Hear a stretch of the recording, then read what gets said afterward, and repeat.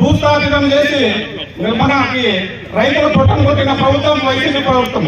అదేవిధంగా దాన్ని మొన్న జరిగిన క్యాబినెట్ లో మళ్ళీ దానికి ముఖ్య అతిథి డాక్టర్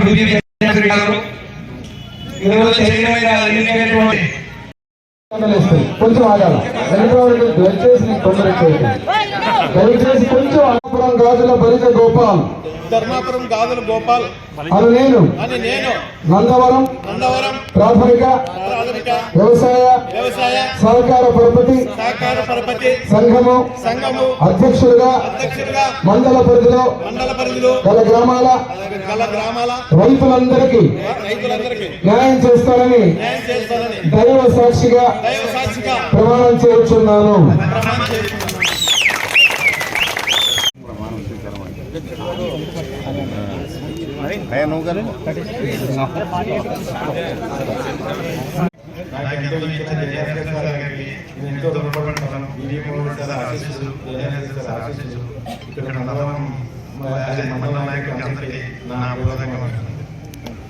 అధ్యక్షులు పదవి బాధ్యతలు చెప్పిన తర్వాత రాష్ట్ర ముఖ్యమంత్రి గారికి చంద్రబాబు నాయుడు సార్ గారికి మరియు విద్యాశాఖ కూటమి నాయకులకి అందరికీ కార్యకర్తలకు నా యొక్క ధన్యవాదాలు.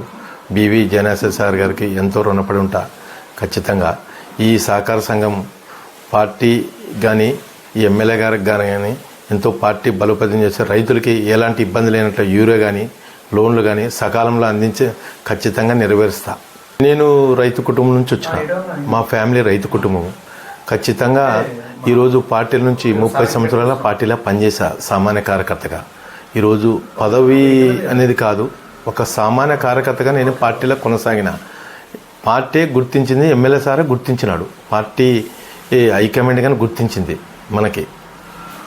నన్ను ఇంతకుముందు కానీ బీసీఎల్ అధ్యక్ష ఇచ్చినాడు, క్లస్టర్ ఇన్ఛార్జ్ ఇచ్చినాడు నందవరం మండలంలో. ఆయన ఏదైతే ఎమ్మెల్యే సారు ఏదైతే బాధ్యతలు ఒప్పచెప్పినాడు ఖచ్చితంగా అది నెరవేర్చిన. ఈ బ్యాంకులో వచ్చేసి సకాలంలో రైతులకి రుణాలు అందించడం కానీ, ఈ వ్యవసాయ సంబంధించిన ఎరువులు అయితేమి, ఫర్టిలైజర్స్ అయితేమి, యూరియా కొరత కానీ కంపల్సరీగా తీరుస్తా. ఖచ్చితంగా నేను రైతు కుటుంబం నుంచి వచ్చినాడు కాబట్టి ఖచ్చితంగా రైతు గురించి ఏమో నాకు తెలుసు. ఖచ్చితంగా మనము రైతులకు మేలు చేయాలని చెప్పి ఎప్పుడు ఎల్లవేళలా అందుబాటులో ఉండి ఖచ్చితంగా నెరవేరుస్తా. గత పాలకులు 30 సంవత్సరాలను చేసినారు కానీ ఎప్పుడు కానీ వాళ్ళ ఆధిపత్యంలో ఉండేది. ఇప్పుడు ప్రజలకు అందుబాటులో ఉండి ఖచ్చితంగా ఎమ్మెల్యే సారు ఏదైతే చెప్పినాడో అది తూతా చెప్పకుండా పాటిస్తా. అది ఒకే కుటుంబం నుంచి 30 సంవత్సరాలు ఒకే సహకార సంఘం వాళ్ళ చేతిలోనే ఉండేది. ఒక కుటుంబం నుంచి, నందవరం కుటుంబం నుంచి. అసలు నేను ఊహించలేదు నాకు ఇట్లా పదవి వస్తుందని చెప్పి. ఎమ్మెల్యే సార్ కానీ నాకు ఇట్లా సీట్లో కూర్చొని పెడతాడు అని చెప్పి నేను ఊహించలేదు. మా నందవరం మండలం నాయకులైతే అందరు కానీ హర్షం వ్యక్తం చేసినారు. మా గోపాల్ కష్టపడిన కార్యకర్తకి ఖచ్చితంగా ఎమ్మెల్యే సార్ గుర్తించినది. అందరికీ ఈ న్యాయం జరుగుతుంది. ఒక సామాన్య కార్యకర్తకి ఇవ్వడం వల్ల ఈరోజు ఇంత బివి జయనాథ్ సారు ఎంతో దూరపు ఆలోచనతో చేసినాడు అనే నమ్మకం ప్రజల్లో కలిగింది. ప్రజలు కానీ నాయకులైతే కార్యకర్తలకి అందరికీ షూర్ 100% షూర్ నమ్మకం. ఖచ్చితంగా పెద్ద పెద్ద పదవులు ఇచ్చిన కుటుంబం బీవీ కుటుంబం.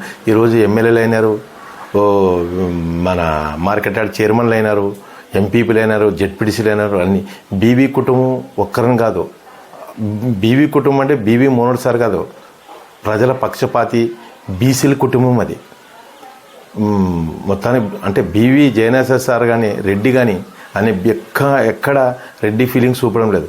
బీసీల పక్షపాతి బీవీ జయనాథ్ సార్ అంటే బీసీలు, బీసీలు అంటే బీవీ జయనాథ్ సారు. రైతులకు సంబంధించిన లోన్లు కానీ, డబ్బులు కానీ, సొసైటీలో మెంబర్షిప్ కానీ రేపు మార్నింగ్ నుంచి కౌంట్ డౌన్ స్టార్ట్. ఈ సొసైటీ తెలుగుదేశం కూటమి అధికారంలో ఉన్న తర్వాత గడ్డనెక్కేటువంటి అదృష్టం గోపాల్ 20 కోట్లతో శాంక్షన్ చేయించాలనే శుభవార్త కూడా అది కూడా ఎమ్మెల్యేకి రావాలంటే ఇటు ఆంధ్రలోకి పోవాలంటే బయట నుంచే పోతారు కాబట్టి మంత్రాలయం పోవాలంటే బయట నుంచే పోతారు, ఊళ్ళోకి రావాలి.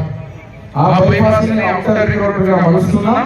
ఇవన్నీ కూడా ప్రతి ఒక్కటి మీ అందరి సహకారంతో ఎమ్మెల్యే నేను, ప్రజల సహకారంతో ఎమ్మెల్యే నేను, మన ముఖ్యమంత్రి నారా చంద్రబాబు నాయుడు గారు, లోకేష్ బాబు గారి ఆశీర్వాదంతో డిప్యూటీ సీఎం పవన్ కళ్యాణ్ గారు, అదే రకంగా నేను ప్రత్యేకంగా ముఖ్యమంత్రి నారా చంద్రబాబు నాయుడు గారు, అదేవిధంగా నారా లోకేష్ బాబు గారు, మన వ్యవసాయ శాఖ మంత్రి అచ్చెన్నాయుడు గారు ఈ విషయాన్ని వెంటనే తీసుకెళ్తే వారు గవర్నమెంట్ నుంచి సొసైటీలకి యూరియాలు పంపిస్తున్నాం.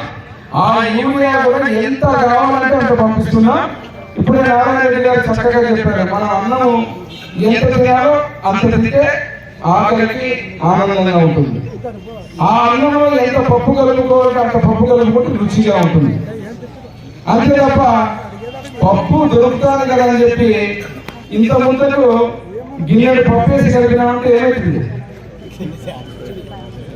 అదే కాకుండా పొట్టను కొట్టాల్సిన అన్నం ఇది కాకుండా ఇంకొక 3-4 సేర్లు లేకపోతే ఒక మూట బియ్యం తినాలనుకుంటే ఏమవుతుంది? పొట్ట పగిలిపోతుంది, అజీర్తి అవుతుంది, వాంతులు అవుతాయి తట్టుకోలేక. కాబట్టి మన పొలానికి ఎంత యూరియా ఒక రైతు అడిగాను, ఎందుకు